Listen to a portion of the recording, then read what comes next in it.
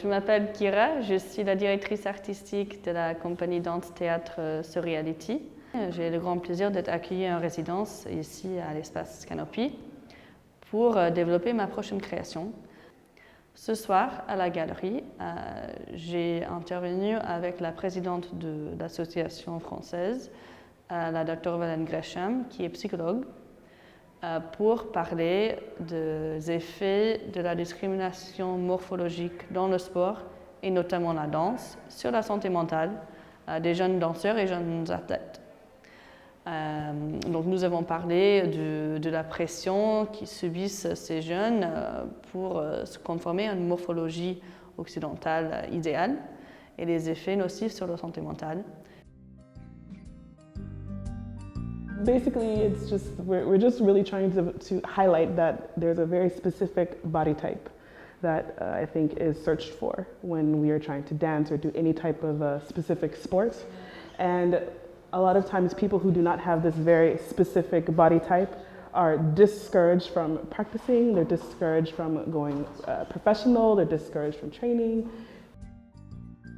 The main thing we want to point out here is that I think when people communicate about losing weight, about having a specific body type, we always hear people say that it's related to the choices that you make, the food that you eat, the things that you drink, and we often don't pay attention to some of the other reasons why people may have a hard time losing weight or achieving the type of body type that they would like.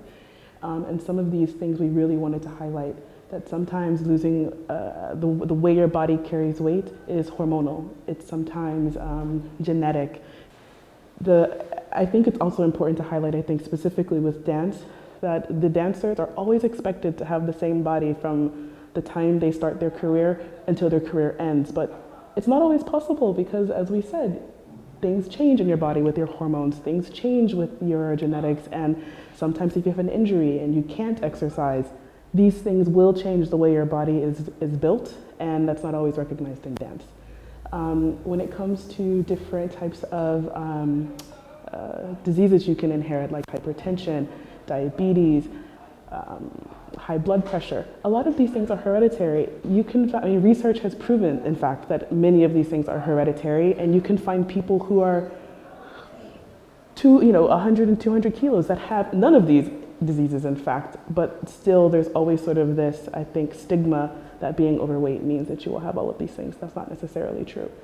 And then the last thing we wanted to point out is that sometimes diet and exercise and the kinds of foods you eat, how much physical activity you get, is not always just enough to lose weight or to maintain the body type that you would like.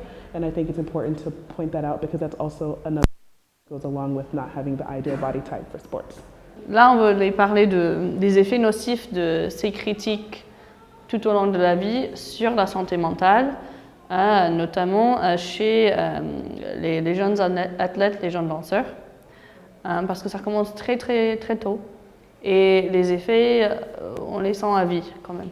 La pression de conformer à cet idéal provoque notamment des troubles alimentaires, anorexie, boulimie, un excès d'entraînement.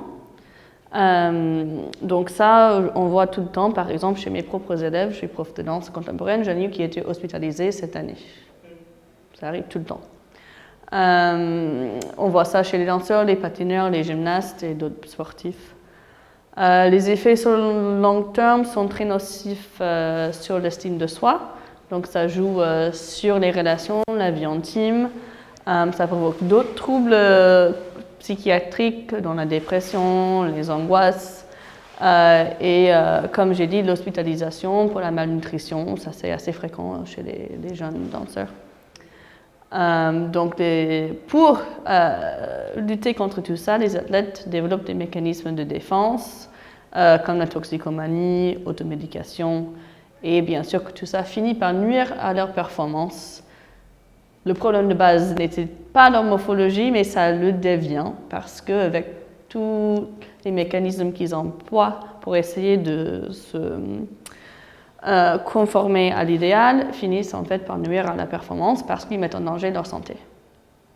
I think the pressure that I think a lot of these dancers and athletes are under to maintain their craft, by maintaining their body and really going to the extreme to do that. So whether it's making themselves throw up, whether it's exercising 5 times a day, whether it's taking laxatives,